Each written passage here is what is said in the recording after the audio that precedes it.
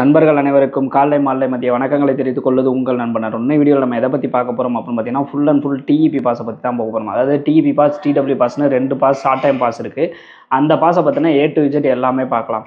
அந்த பாஸில் இருக்க ப்ளஸ் என்ன, மைனஸ் என்ன, அதில் போகலாமா வேணாமா, அதே மாதிரி ஒரு சில பேர் வந்துட்டு டிஇபி பாஸில் அப்ளை போயிட்டு வந்தவங்களுக்கு வந்து திருப்பி வந்து வேறு எந்த கம்பெனியும் கிடைக்க மாட்டேங்குது அப்படின்ற மாதிரி நிறையா வந்து சொல்கிறாங்க. ஸோ வந்து இதில் எது உண்மை, போகலாமா வேணாமா, உண்மையிலே போனால் வேல்யூவா இல்லையா, யாரெல்லாம் போகலாம், நீங்கள் போகலாமா வேணாமான்னு ஒரு முடிவு எடுக்கிறதுக்கு இந்த வீடியோ வந்து கண்டிப்பாக வந்து உங்களுக்கு வந்து ஒரு ஹெல்ப்ஃபுல்லாக இருக்கும். ஸோ வீடியோவை கடைசி வரைக்கும் பார்த்துட்டு நீங்கள் டிஇபி பாஸ் இல்லை டிடபிள்யூ பாஸில் போகிற மாதிரி இருந்துச்சு அப்படின்னா நீங்கள் அதுக்கு முடிவு பண்ணுங்கள், ஓகேங்களா? ஸோ இந்த மாதிரி வெளிநாடு சம்மந்தமான A to Z எல்லா தகவல்களுமே நீங்கள் இன்ஃபர்மேஷன் எல்லாமே தெரிஞ்சுக்கணும் அப்படின்னு நினச்சின்னா மறக்காம நம்ம சேனலை சப்ஸ்கிரைப் பண்ணி வச்சுக்கோங்க. Okay, TEP pass, TW pass. TEP pass, TW பாஸ்னால் என்ன அப்படின்னு பார்த்தீங்கன்னா, டெம்பரரி எம்ப்ளாய்மெண்ட் பாஸ் அப்படிங்கிறது டிஇபி பாஸு. டிடபிள்யூ பாஸ்னா டெம்பரரி ஒர்க் பாஸ், ஓகேங்களா? ஸோ 2 டைப்பான பாஸஸ் இருக்குது. இது வந்து பார்த்தீங்க அப்படின்னா வந்து ஷார்ட் டைம் பாஸ், ஓகேங்களா? ஸோ இதில் நீங்கள் போனீங்க அப்படின்னா அதிகபட்சம் 3 to 4 மந்த் தான் இருக்க முடியும், அதுக்கு மேலே இருக்க முடியாது, ஓகேங்களா? ஸோ வந்து இதில் வந்து நிறையா பேர் போயிட்டுருக்காங்க. இது வந்து பார்த்திங்கன்னா இந்த கொரோனா முடிஞ்ச டைமுக்கு அப்புறமேட்டு தான் வந்து இது வந்து வர ஆரம்பிச்சிச்சு. ஸோ இந்த பாஸில் நீங்கள் போனீங்க அப்படின்னா வந்து ரொம்ப ஷார்ட் டைம் தான் இருக்க முடியும். இதுக்கு வந்து பார்த்தீங்கன்னா நீங்கள் போகையில் வந்து மெடிக்கல்லாம் எதுவுமே கிடையாது. ஸோ வந்து மெடிக்கல் எதுவுமே கிடையாது. 4 மாதம் தான் இருக்க முடியும். அமௌண்ட்டும் பார்த்தீங்கன்னா ரொம்ப கம்மியான அமௌண்ட் தான் செலவாகும். ஸோ இப்படி இருக்கிறப்ப வந்து நிறையா பேர் வந்து டிஇபி பாஸில் போனாங்க.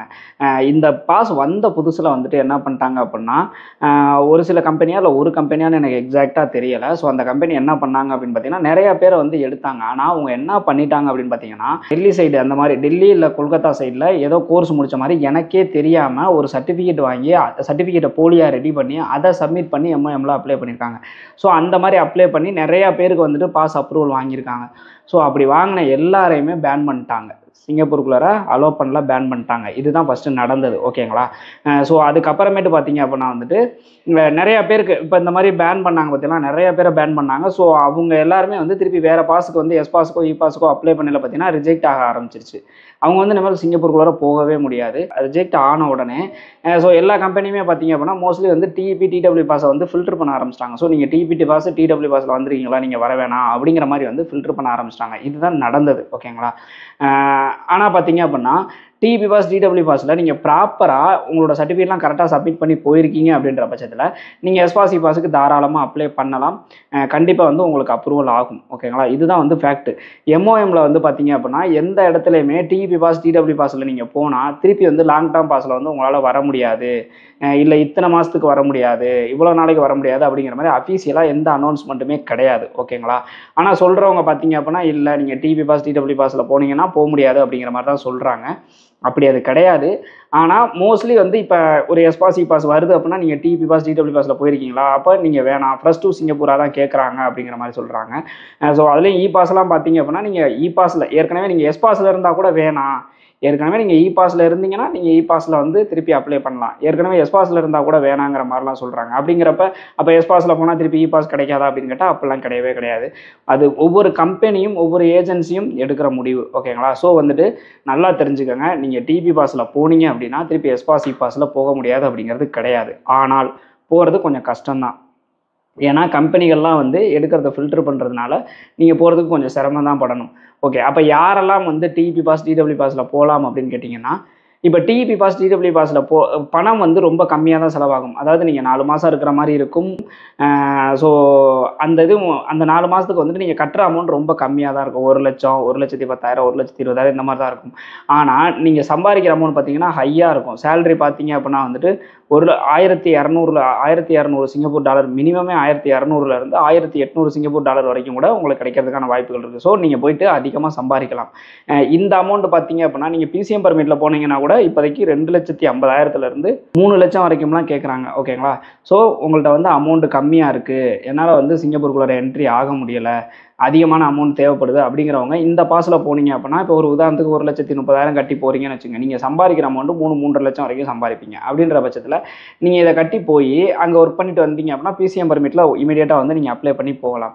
அதே மாதிரி நீங்கள் டிபி பாஸ், டிடபிள்யூ பாஸில் போகிறீங்க அப்படின்னா திருப்பி உங்களால் எஸ் பாஸ், இ பாஸில் தான் போகிறதுக்கு இந்த மாதிரி ரெஸ்ட்ரிக்ஷன்லாம் இருக்குது. So PCM permit, CPR permit, marine permit, test அடித்து போகிறது, இதுக்கெல்லாம் எந்த ரெஸ்ட்ரிக்ஷனுமே கிடையாது, ஓகேங்களா? ஸோ இதுக்கெல்லாம் எதுவுமே உங்களை சொல்ல மாட்டாங்க. பண்ணுறாங்க. நீங்கள் இப்போ ஒரு உதாரணத்துக்கு நீங்கள் டிபி பாஸில் போகிறீங்கன்னா mostly S pass, e pass, NTS permit இது 3க்கு தான் வந்து உங்களை திருப்பி எடுக்கிறதுக்கு வந்து யோசிப்பாங்க. அதுவுமே அவங்க தான் யோசிக்கிறாங்க. நிறையா பேர் பார்த்தீங்க அப்படின்னா டிபி பாஸில் போனவங்க நல்லபடியாக எஸ் பாஸ், இ பாஸில் போய் சிங்கப்பூரில் ஒர்க் பண்ணிட்டு தான் இருக்காங்க. இன்னும் ஒரு சில பேர் டிபி பாஸில் போயிட்டு அங்கே அவங்களுக்கு கிடைக்கிற லீவ் இருக்குது பார்த்தீங்களா, லீவு டைமில் வெளியில் போயிட்டு வேலை தேடி இன்டர்வியூ அட்டன் பண்ணி ஒரு சில பேர் செலக்ட் ஆகிட்டு திருப்பி வந்துட்டு திருப்பி இ பாஸ் அப்ளை பண்ணி நல்லபடியாக போனவங்க நிறைய பேர் இருக்காங்க. ஓகேங்களா. ஒரு சில பேர் என்னென்னா அந்த கம்பெனிலே வந்துட்டு இப்போ டிபி பாஸில் போகிறாங்க, அவங்களோட ஒர்க்கு பிடிச்சிருக்கு அப்படின்ற பட்சத்தில் அந்த கம்பெனியில் டிபி பாஸை வந்து எஸ் பாஸாக, இ பாஸாக மாற்றி அவங்கள வந்து வச்சுக்கிறாங்க. அந்த மாதிரியும் நடக்குது. ஆனால் இதை வச்சு ஒரு ஸ்கேமும் நடக்குது. என்ன அப்படின்னு கேட்டிங்கன்னா, இப்போ நீங்கள் டிபி பாஸில் போகிறீங்கன்னு வச்சுங்களேன், கம்பெனியில் வந்து ஏஜென்சி சைட்லேருந்து என்ன உங்கள்கிட்ட சொல்லுவாங்கன்னா, நீங்கள் வந்து டிபி பாஸில் போகிறீங்க, அங்கே போயிட்டு உங்களை டெஸ்ட் அடிக்க வைப்பாங்க, அங்கே போயிட்டு உங்களை என்டிஎஸ் பெர்மிட்டில் மாற்றுவாங்க, அங்கே போயிட்டு உங்களை எஸ் பாஸில் மாற்றுவாங்க, அங்கே போயிட்டு உங்களை இ பாஸில் மாற்றுவாங்க. அந்த மாதிரி சொல்லி நீங்கள் டிபி பாஸுக்குன்னா அதிகபட்சம் 1-1.5 லட்சத்துக்குள்ளார தான் நீங்கள் கட்டுற மாதிரி இருக்கணும். ஆனால் இவங்க கேட்குற அமௌண்ட் 4-4.5 லட்சம் கேட்பாங்க. அப்படி நீங்கள் உங்கள்கிட்ட கட்டிட்டீங்க அப்படின்னா அங்கே போனதுக்கப்புறம் டிபி பாஸுக்கு அப்புறம் மாற்றாமல் உங்களை திருப்பி அனுப்புறதுக்கான வாய்ப்புகள் நிறையா இருக்குது.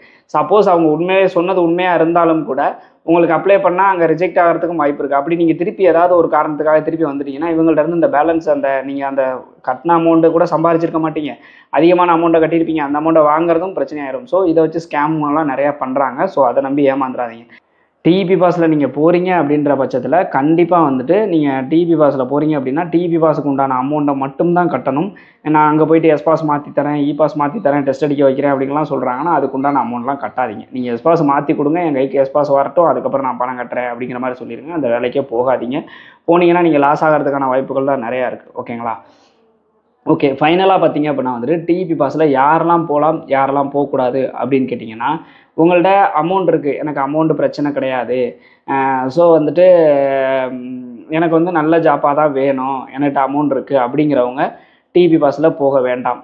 அதே இது எனக்கு அமௌண்ட் பிரச்சனை, நான் வந்து எனக்கு கம்மியான அமௌண்ட்டில் போகிற மாதிரி இருக்கணும் அப்படின்னா நீங்கள் டிபி பாஸில் போகலாம். அதே மாதிரி பார்த்தீங்கன்னா உங்களுக்கு மெடிக்கல் ரீதியாக ஏதாவது ப்ராப்ளம் இருக்குது, நான் மெடிக்கலில் அன்ஃபிட் ஆயிடுவேன் அப்படின்றப்ப நான் ஷார்ட் டைமில் போய் ஏதாவது சம்பாதிச்சுட்டு வர முடியுமான்னு கேட்டிங்கன்னா நீங்கள் டிபி பாஸில் போகலாம். அதே மாதிரி பார்த்தீங்கன்னா இப்போ நான் எனக்கு டேலண்ட் இருக்குது, நான் டிபி பாஸில் போயிட்டு அங்கே போய் என்னால் வேலை தேடிக்க முடியும், நான் போகிறேன் அப்படின்னா அவங்களும் டிபி பாஸில் போகலாம். அதே மாதிரி நான் ரொம்ப நாளாக எனக்கு வேலை தேடிக்கிட்டு இருக்கேன், ஸோ வந்து எனக்கு இந்த ஷிப்யார்ட் பெர்மிட்டு, பிசிஎம் பெர்மிட்டு இந்த மாதிரி தான் கிடைக்குது, ஆனால் நான் ஓரளவுக்கு கொஞ்சம் நாலேஜபிள் பர்சனு, நான் வந்து டிபி பாஸில் போகலாமான்னு கேட்டால் நீங்கள் டிபி பாஸில் போகலாம். ஓகேங்களா. ஸோ யாரெல்லாம் டிபி பாஸில் போகலாம், யாரெல்லாம் டிபி பாஸில் போக வேணாம் அப்படிங்கிறத தெளிவாக சொல்லிட்டேன். ஸோ மோஸ்ட்லி வந்து பார்த்திங்கன்னா இப்போதைக்கு சிங்கப்பூர்லேயே டிபி பாஸ் எதுக்காக கொண்டு வந்தாங்க அப்படின்னு கேட்டிங்கன்னா, எஸ் பாஸ், இ பாஸுக்கு கோட்டாவில் நிறையா ரெஸ்ட்ரிக்ஷன் இருக்குது. ஸோ அதனால தான் வந்து இந்த டிபி பாஸ்ன்ற ஒன்று கொண்டு வந்தாங்க. ஏன்னா எஸ் பாஸ், இ பாஸில் ஆள் எடுக்கிறது ரொம்ப குறைஞ்சிருச்சு. ஒரு ஜாப் வேகன்சி வருது அப்படின்னா அதுக்கு 1000 பேர் வந்து கியூவில் நிற்கிறாங்க எஸ் பாஸ், இ பாஸுக்கு. அப்படிங்கிறது 1000ல் ஒரு ஆள் நீங்கள் செலக்ட் ஆகிறதுன்றது சிரமம் அப்படிங்கிறதுனாலையும் கம்பெனிக்கு கோட்டாலாம் இந்த மாதிரி நிறையா இருக்கிறதுனால ஒர்க்கர்ஸ் கிடைக்க மாட்டேங்கிறதுனால தான் டிபி பாஸ் கொண்டு வந்தாங்க. ஸோ டிபி பாஸில் போனீங்கன்னா கம்மி அமௌண்ட்டாக கட்டி அதிகமான அமௌண்ட் சம்பாதிச்சுட்டு வரலாம். வந்துட்டு திருப்பி எஸ் பாஸ், இ பாஸில் போகிறதுக்கு கொஞ்சம் டைம் ஆகும். கண்டிப்பாக போக முடியாது அப்படிங்கிறது நான் ஷியூராக சொல்லுவேன். எம்ஓஎம்ல எங்கேயுமே சொல்ல கிடையாது. சிங்கப்பூரில் எந்த இடத்துலையுமே டிபி பாஸில் வந்தால் திருப்பி வர முடியாதுன்னு சொல்ல கிடையாது. ஸோ எல்லாருமே வாய் வார்த்தையாக தான் சொல்லிட்டு இருக்காங்க, அதுக்கான எந்த ஒரு ஆதாரமும் கிடையாது. ஓகேங்களா. அதே மாதிரி இப்போ உங்களுக்கு நீங்கள் டிபி பாஸில் போயிட்டு வந்துட்டு எஸ் பாஸ், இ பாஸ் வந்து நீங்கள் அப்ளை பண்ணுறீங்க அப்படின்ற பட்சத்தில் ரிஜெக்ட் ஆகுது அப்படின்னா அதுக்கு நிறைய காரணங்கள் இருக்குது. என்னன்னு கேட்டிங்கன்னா, கம்பெனி வந்து சரியான சம்பளம் உங்களுக்கு கோட் பண்ணாமல் இருக்கலாம். இன்னும் ஏன் உங்களோட டாக்குமெண்ட்டை நீங்கள் செல்ஃபோனில் ஃபோட்டோ எடுத்து அனுப்பி அதை அப்லோட் பண்ணியிருந்தாங்கன்னா கூட அதனால கூட உங்களுக்கு ரிஜெக்ட் ஆகலாம். உங்கள் டாக்குமெண்ட் கிளியராக இல்லைன்னா ரிஜெக்ட் ஆகலாம். ஸோ இந்த மாதிரி நிறைய காரணங்களுக்காக ரிஜெக்ட் ஆகும். கம்பெனி சைடில் கோட்டா இல்லாமல் இருக்கலாம், இல்லை வேறு ஏதாவது ப்ராப்ளம் இருக்கலாம். ஸோ எதாக இருந்தாலும் வந்து அது கம்பெனிக்கு எம்ஓஎம் சைட்லேருந்து மெயில் பண்ணிடுவாங்க. ஸோ உங்களுக்கு நீங்கள் டிபி பாஸில் போயிட்டு வந்ததுனால தான் ரிஜெக்ட் ஆகுது அப்படிங்கிற மாதிரி சொல்லவே சொல்லாதீங்க.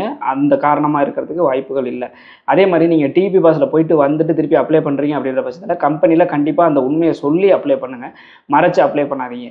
டிபி பாஸில் நான் போயிட்டு வந்திருக்கேன், அது இருந்தாங்க அதுக்கு உண்டான ஐபி, நீங்கள் டிபி பாஸில் போனப்போ உங்களுக்கு ஐபி வந்திருக்கும்னா அந்த ஐபியும் கொடுத்து அப்ளை பண்ணுங்கள். ஓகேங்களா. ஸோ இதெல்லாம் கரெக்டாக நீங்கள் பண்ணுறீங்க அப்படின்ற பட்சத்தில் கண்டிப்பாக உங்களுக்கு அப்ரூவல் கிடைக்கிறதுக்கான வாய்ப்புகள் இருக்குது. ஏன்னு கேட்டிங்கன்னா, இப்போ நீங்கள் டிபி பாஸில் போயிட்டு வந்த ஐபியில் உங்களோட ஆக்குபேஷன், சேலரி இந்த டீட்டெயில்ஸ்லாம் இருக்கும். உங்களுக்கு S pass, e pass apply பண்ணல உங்களோட ரெக்கார்டை செக் பண்ணுவாங்க. ஸோ எஸ் பாஸ், இ பாஸில் நீங்கள் என்ன உங்கள் அதில் என்ன உங்களோட பொசிஷன் போட்டிருக்காங்க, அதில் சம்பளம் எவ்வளோ இருக்குது, அப்போ டிஇபி பாஸில் இருந்த பொசிஷன் சம்பளம், இதில் இருக்க சம்பளம் பொசிஷன் எல்லாத்தையுமே கம்பேர் பண்ணி பார்க்கறதுக்கான வாய்ப்புகள் கூட நிறையா இருக்குது. ஸோ அதனால் கூட ரிஜெக்ட் ஆகிறதுக்கான வாய்ப்புகள் நிறையா இருக்குது. நான் இது அசம்ஷனில் தான் சொல்கிறேன். ஸோ இந்த மாதிரி ரிஜெக்ட் ஆகிறதுக்கு நிறையா காரணங்கள் இருக்குது. அதில் எதில் வேணாலும் இருக்கலாம். ஆனால் டிஇபி பாஸில் தான் போயிட்டு வந்தீங்க, அதனால தான் உங்களை ரிஜெக்ட் பண்ணுறோம் அப்படிங்கிற மாதிரி எந்த காரணமும் கிடையாது. ஸோ அதை யாருமே நம்ப வேண்டாம். ஓகேங்களா? சொல்கிறவங்க 1008 சொல்லுவாங்க. எதாக இருந்தாலும் ப்ரூஃப் இல்லாமல் நீங்கள் நம்பக்கூடாது. ஸோ அதை நம்ப வேணாம். உங்களுக்கு இது எல்லாத்துக்கும் ஓகே. இப்போ நான் சொன்னதில் வந்து உங்களுக்கு எது, ஏன்னா ஒவ்வொருத்தவங்களுக்கும் அது மாறுபடும். டிஇபி பாஸில் அவங்களோட சுச்சுவேஷன் சூழ்நிலை மாறுபடும். ஸோ நீங்கள் என்ன சுச்சுவேஷனில் இருக்கீங்க, என்ன சூழ்நிலையில் இருக்கீங்கிறத பொறுத்து நீங்கள் முடிவு எடுத்துக்காங்க. ஓகேங்களா? ஸோ இந்த மாதிரி இன்ஃபர்மேஷனு, வேலைவாய்ப்பு தகவல் எல்லாத்தையும் தெரிஞ்சுக்கணும்னு வச்சுன்னா மறக்காம நம்ம சேனலை சப்ஸ்கிரைப் பண்ணி வச்சுக்கோங்க. நம்ம டெலகிராமில் நிறைய ஜாப் வேகன்சிஸ்லாம் ரெகுலராக போடுவோம்.